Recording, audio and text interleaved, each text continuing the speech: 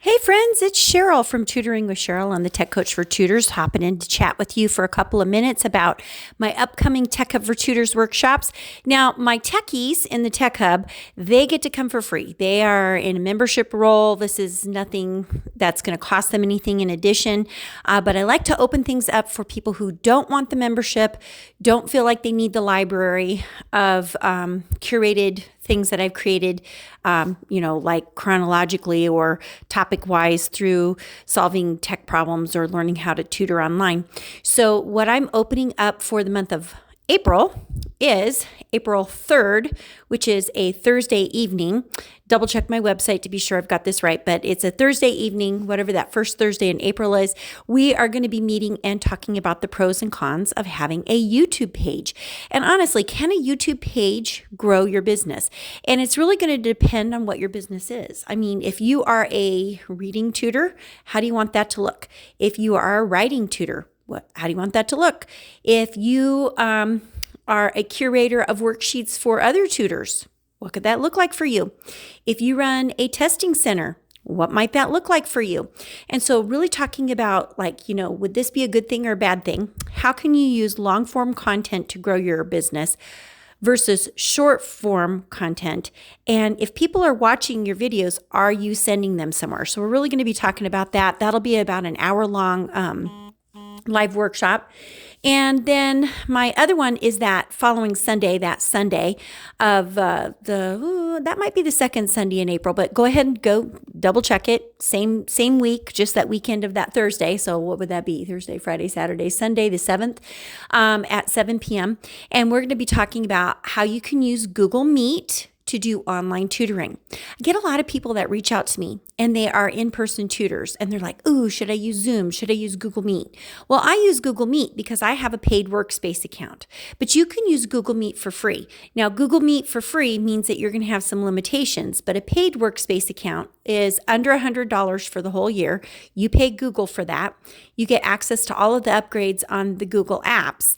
And I just think it makes it easier to use. And especially if you need to annotate on the screen, that is now in your workspace account. So Zoom's been able to do this for forever, but now Google Meet is doing it, and it's still a lower price than using Zoom. So we'll talk about the pros and cons of that and really kind of give you a clear answer to it, would it be worth it to upgrade? So yeah, those are what my two trainings are. You can find those trainings on my website at tutoringwithsheryl.tutorbird.com / the next part is all hyphenated in between each word, tech-coach-for-tutors. Okay, and then you can get right in there and schedule that. So I'm really excited about it because I think this is a growth opportunity for people who, number one, want to try, referring to the YouTube, want to try something that's outside of Instagram, Instagram, TikTok, Facebook, and you're kind of wanting to do something a little bit more long form content. And maybe you want to have some tutorials and really talking about the difference between private videos, unlisted, and public, and scheduling them out and kind of learning the background of YouTube, and then really looking at analytics can really drive you to kind of change what you're putting out there. Maybe that's not what your audience is looking for. And again, where are you going to send them? I think that is so vital. The next thing that I'm super excited about, again, is that online tutoring, because so many people want to learn how to do it. I just had somebody reach out to me today from India, and they said, hey, I really want to learn how to tutor online. And here's the thing, I'm always going to direct you towards the free things first, because you can learn a lot for free.